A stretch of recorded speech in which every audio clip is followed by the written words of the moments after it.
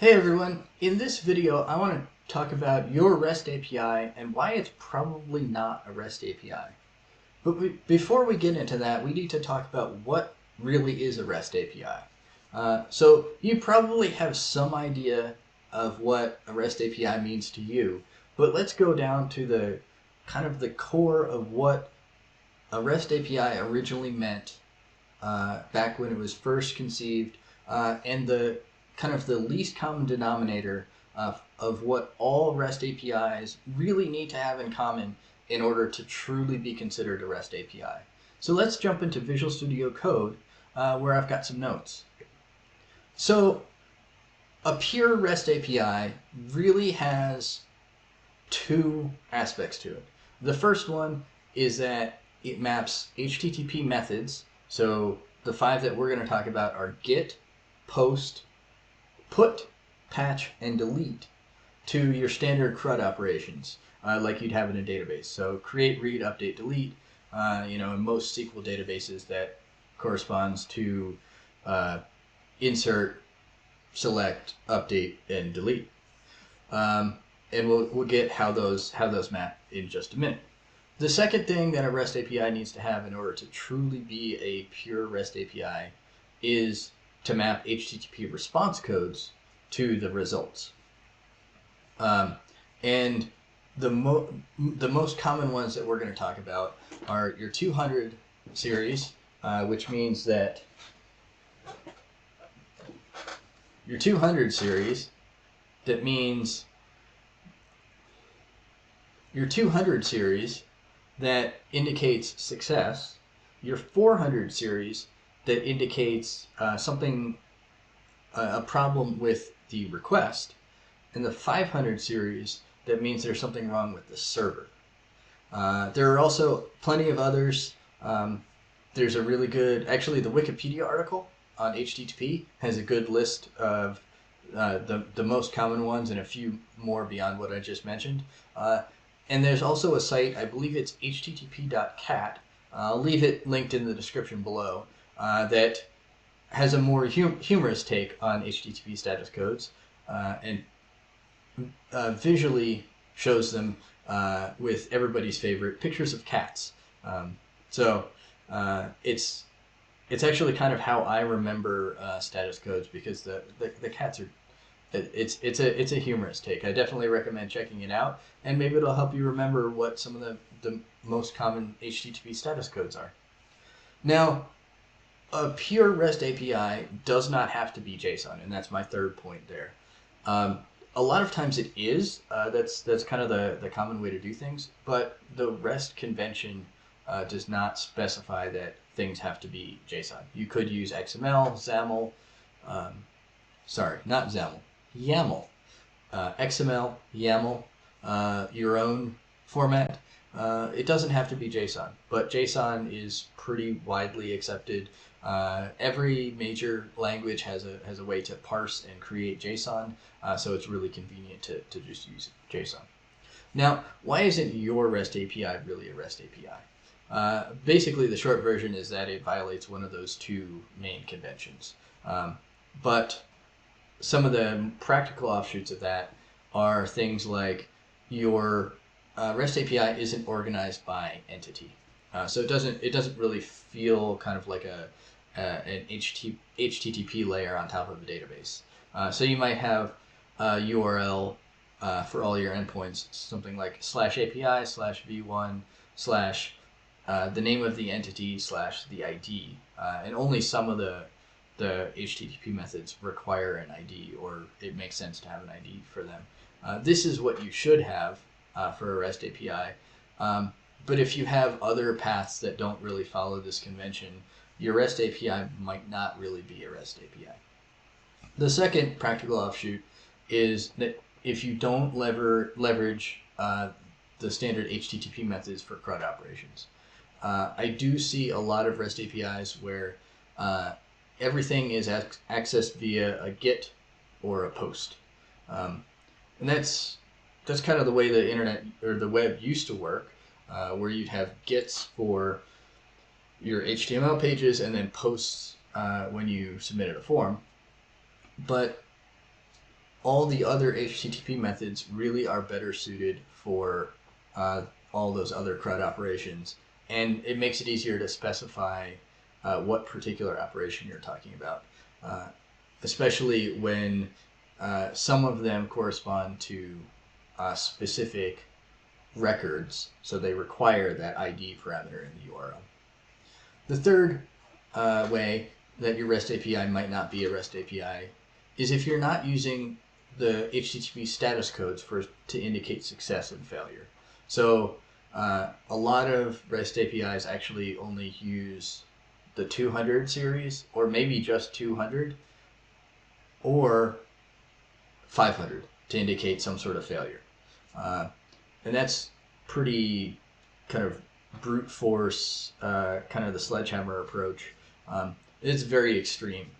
So realistically, there's 200 for most success indications, 201 for created. So if you don't actually have a response body coming back, but you do want to indicate success, 201 is the right one to use. And then you do have things like 400 to indicate bad request. Either it's in the wrong format or it's missing some critical information. And 404 to indicate maybe an ID that doesn't exist or an entity that doesn't exist. And like I mentioned, there are plenty more HTTP status codes. I encourage you to check them out and use the right one for the job. You might want to use some of the unauthorized or access denied status codes if your API requires authentication, for instance. Yeah, so check out http.cat and pick the ones that are right for you. The last way your REST API might not be really be a REST API is if your endpoints feel like RPC. RPC is not bad, RPC is fine, but if you're really trying to build a REST API, you shouldn't start making it look like RPC. Yeah, there's really not much more to say on that one. Basically, if your endpoints look like they could be method names, like get person from database, probably not what you're going for if you're trying to do a pure REST API.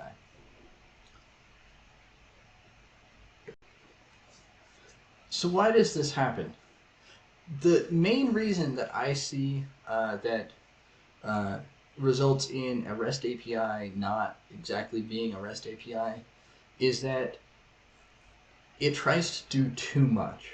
So you might have to support a web UI or a desktop UI on top of your web API, and that's fine. A REST API can do that, but a lot of times you start finding gaps, or you try to find optimizations that you can make so that you can make one communication across the wire instead of pulling each entity individually or each record individually, or something along those lines. These are some of the common arguments against REST APIs for specific purposes and for things like GraphQL or RPC. All three of them, great tools for specific purposes. So what I see happening a lot of times is that organizations, companies, teams will start with one of those tools and then just continue to build on top of it, even if it's not the right tool to use for a new situation that wasn't part of the original requirements. So my recommendation is, instead of taking your REST API and hacking things on top of it, either create a new API that uses the same data store, or create a new API that uses the REST API as its backing data store. Both of those are perfectly fine. And I don't know your specific architecture, so either one of those, or maybe something different, is the right way to go. So with that in mind, what does a REST API look like in C#? And in this case, I'm going to be using .NET Core 3.1 MVC. So basically, I have this this person controller.cs file here that I've been putting all my notes in. So let's create a class. Let's first Make sure it goes in the same namespace as everything else. So I'll do namespace devtalk dot controllers. And this is a project that I will put up on GitHub. When I post it, I'll leave the link in the description below so you can see exactly the same code that I'm writing. We'll see based on time at the end if I actually run it. If I don't run it in this video, I will spend some time cleaning it up so that when you pull it down from GitHub, you can just run it and see what it does. So we'll create our class. We'll make it public.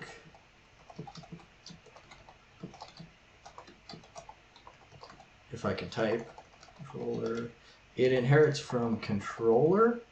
I am going to inherit from controller and not controller base, just because there are some more features in controller that you probably shouldn't need in a REST API.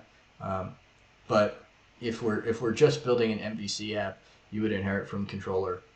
Controller provides things like the view helper method, which isn't part of controller base. If you're doing an API, you really should be inheriting from controller base. But just to kind of make things simpler, I'll inherit from controller. Okay, and now we have an indication here that we need to add some usings. So we'll do that using ASP.NET Core MVC. And now let's add some methods. And there are some conventions you can use if you name things exactly a specific way. MVC will automatically wire up routes for them. That's fine, and if you like to do that, go right ahead.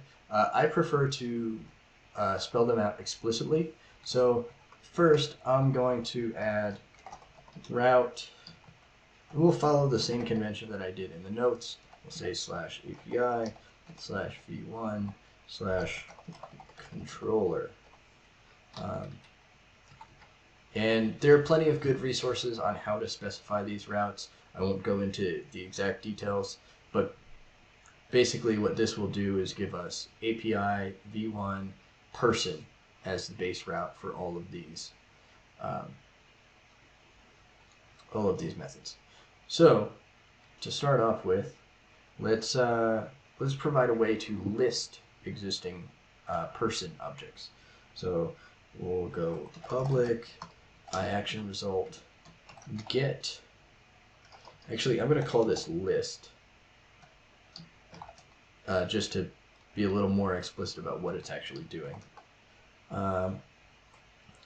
And for the purposes of this video, again, I'll go back and kind of fill in the details a little bit later to post this on GitHub.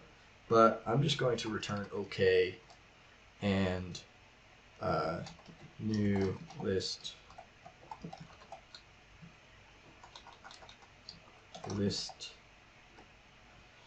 of object.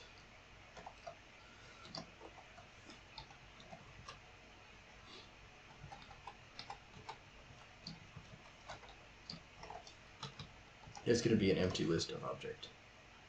And it's complaining that it doesn't know what list is, so let's add that using. And there we go. And now it's happy. Now let's specify the route for this. So this is going to be a get, HTTP get. And we will not specify the route because it will pick up /API /v1/controller. If we wanted to be explicit about it, we could just say /API /v1/controller, just in case someone comes through here and doesn't know what this route attribute does. You know, this is fine. So by specifying something that responds to HTTP get on that URL, we get kind of our read, or one version of our select, the select multiple objects. we'll do another method. Also, will respond to HTTP GET. So GET is the only one that will have two methods to respond to it. The other four will only have one method, one function that responds to those HTTP methods. And for this, it's going to be, we'll just specify the short version, ID. So this is get a particular person by ID. So public action result get, let's say our IDs are integers. So we'll say int ID.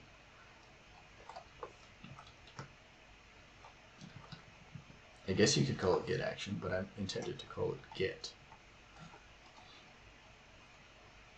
And here we'll say return OK and new object. Again, assuming I can type.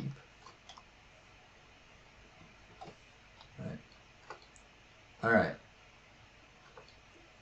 Now on to the next ones. So we covered our reads. Now we have to cover create, update, and delete. So let's cover create. So HTTP. This will be put and to a particular ID. So public action result put,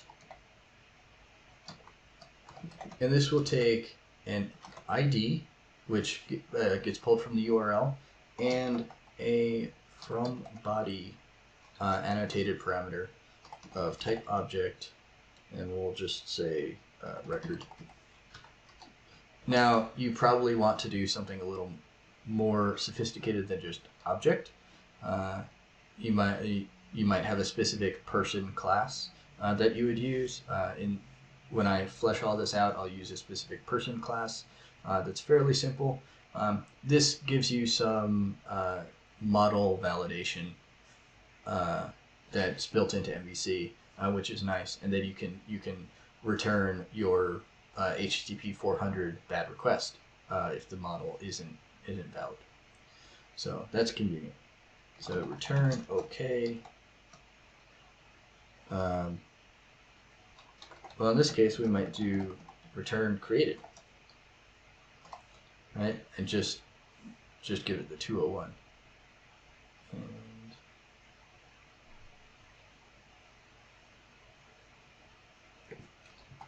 so it looks like in this case, I do need to specify a URI and an object. So for the sake of time, I'll just say OK. There are helper methods that would allow you to specify that URI, and for the object that you respond with, you could just use the incoming object. That would be fine. But for now, we'll just say OK.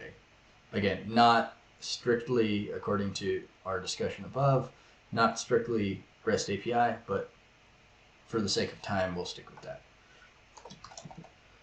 Next, we'll do delete.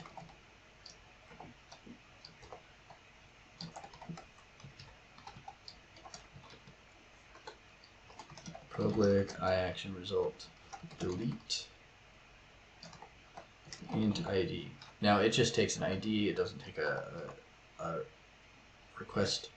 And for this, we might just say OK. I think there might be a deleted. There is not a deleted helper method. But there is a status code that you could use to indicate that it was deleted. And that would be fine too if you wanted to be strict about using those HTTP status codes.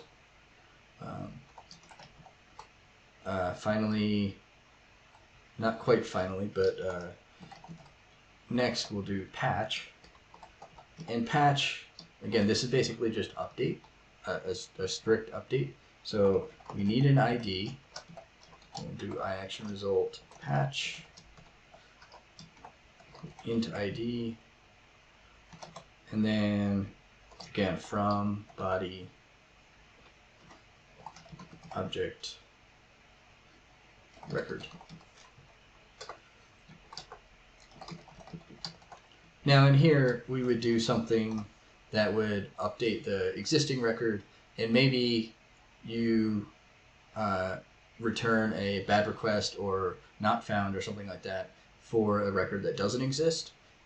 Or you can, your choice, make it do an insert instead. The insert for a patch is not really exactly what patch was intended for, but again, if you document that your API does that, you probably won't get too many complaints about it. All right, now finally, we get to post. Now, at the risk of starting some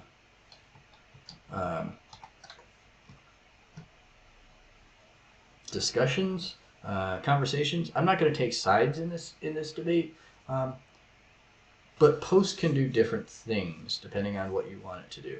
You could make it do basically what put does without specifying the ID, kind of expect post to automatically generate an ID. You could make it do the same thing as patch, but with a kind of a fallback for if the record doesn't exist or that ID doesn't exist. It's kind of up to you. Typically, when I'm designing APIs, I make it do kind of something in between put and patch, where it will update. If you specify an ID in the body, it will try to update the entity that corresponds to that ID. If you don't specify an ID, it'll create a brand new record. Realistically, it should probably only do the create a brand new record and not do the ID, not care about the ID. But I try to make my APIs as flexible as possible without violating the expectations of how REST works. So, action result post, and I'm going through this really quickly. I will make sure all of this works before I post it, and if there's anything that I did that that isn't quite right and doesn't work the way I expect it to, I'll put a little asterisk on the screen and indicate what the right thing is. So in this case, it doesn't take an ID. As I'm saying that, I should be paying attention to what I'm writing and not talking quite as much. From body, object, record. And then, of course, the post method itself will do the most appropriate action. And we'll just say everything was hunky-dory. Return OK. There you go. You're good to go. Everything looks OK. So basically, what we have is 4 methods that take an ID and 2 methods that'll just respond to the base route to the controller, and that's intended. We have 6 C# methods that respond to 5 different HTTP methods. The only reason we have 6 methods in C# is because we have one for getting multiple records and one for getting a single record. And of course, you could do other fancy things on this, like if you wanted to specify paging, you could do int skip equals 0, give it a default so that you don't have to specify it. Int take equals, I don't know, 50 is probably a good page size, and then add this into your link query or however you're handling paging, just to make your API a little more scalable. So that's the basic gist. Again, here are the notes. If you have other ideas and maybe you have something that you do in your REST API that you think does follow the REST convention, but I didn't mention it, or you've seen something else in REST APIs that kind of frustrate you, leave them in the comments below. Subscribe to the channel if you want more stuff like this. Hit the like button if you liked this video and if this was helpful. Share this video with your friends and colleagues, and check out the next one.